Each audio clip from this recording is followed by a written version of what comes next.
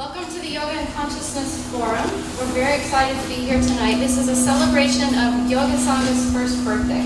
Start the evening with a blessing in Sanskrit led by Sant Dharanamani.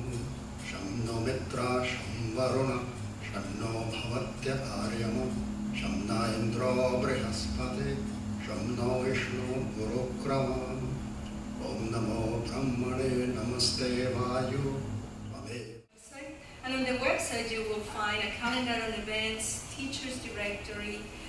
We want to include all styles of yoga because he is a 500-hour Yoga Alliance certified teacher. Charles is also known nationally for his efforts to help government, businesses, and organizations integrate yoga, meditation, and spirituality into the work. Keith is the founder and director of Dharma Yoga here in Austin, Texas.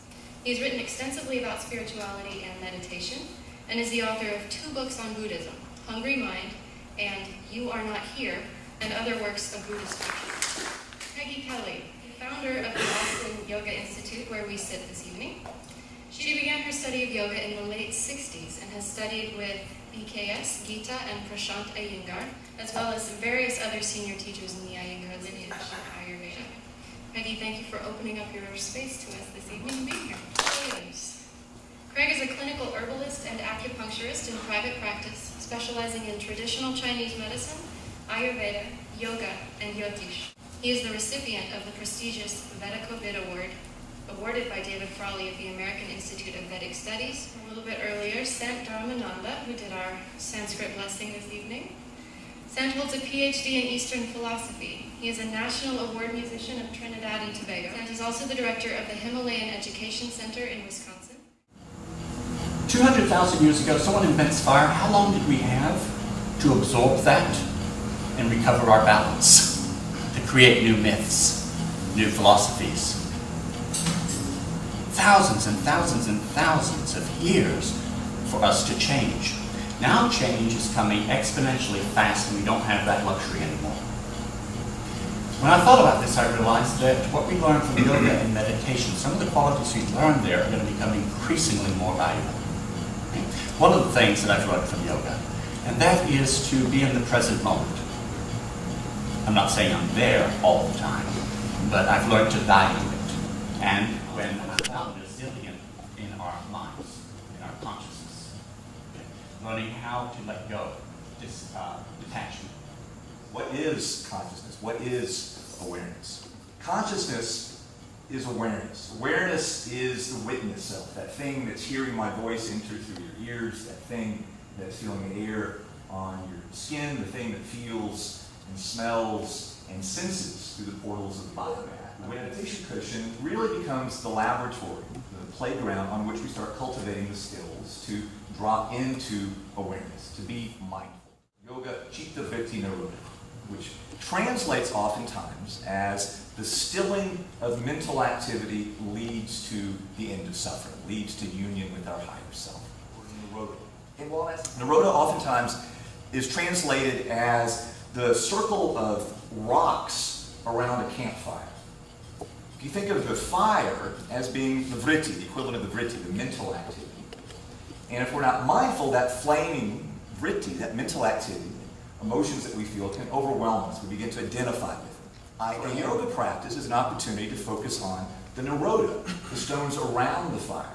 So rather than squelching or trying to blow out the fire, what we do with our practice is recognize how profoundly enormous this nirodha is, this container for the fire.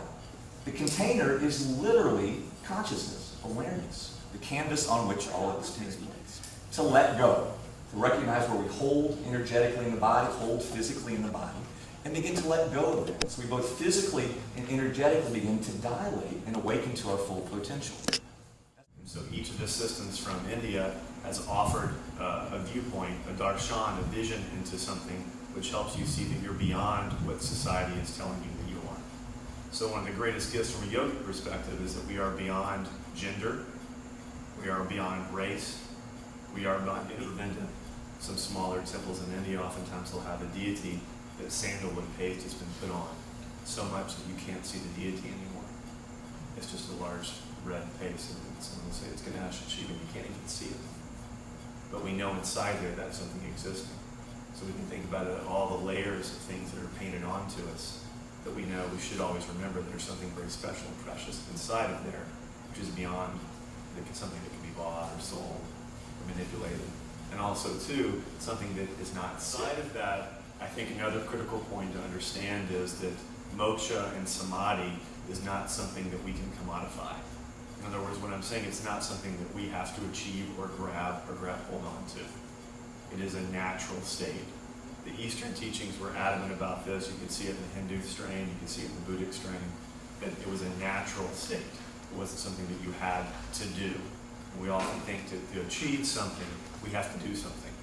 We can look at this even in Ayurveda. It ties back into that so that we can understand things without being manipulated. We can understand who we are without having to read 5 different books and not know what to do after that. I just thought consciousness is the place. This whole yoga tradition came from the foothills of the Himalayas. It came from the mother of Sanskrit. So yoga means to unite, to join, to merge, become one with. Once you learn that art of Tyaga Yogi or yoga, then what happens? That you experience this immense bliss of self-transformation. We belong here. We are spiritual beings trying to live human. We are not human beings trying to become spiritual. The question I would like to leave you tonight, who are you?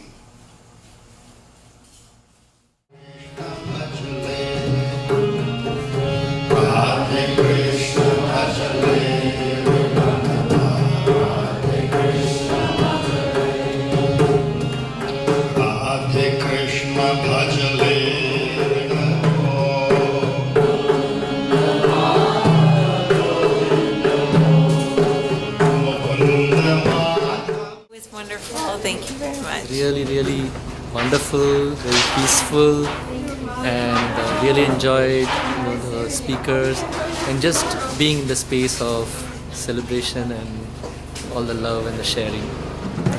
I thought it was a really great event. I think there should be a lot more of these types of things. A lot of the things that the speakers said resonated with things that I've been grappling with as far as trying to bridge the gap between the yoga community and just the community in general.